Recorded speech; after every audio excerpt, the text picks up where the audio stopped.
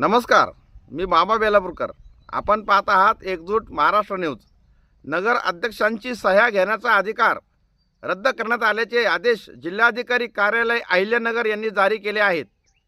नगर परिषद प्रशासन शाखेकडून मुख्य अधिकारी यांना या संदर्भात अधिकृत पत्र पाठवण्यात आले आहे.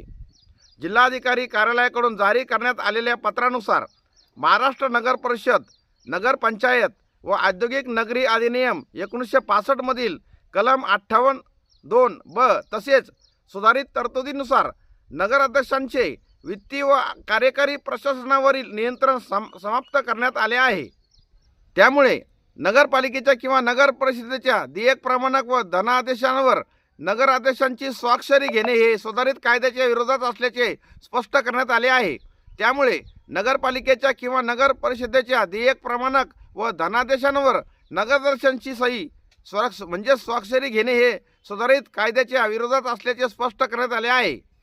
या संदर्भात जयदीप राज इन्फ्रा प्रायव्हेट लिमिटेड मुंबई यांनी शासनाकडे पत्रव्यवहार केला होता.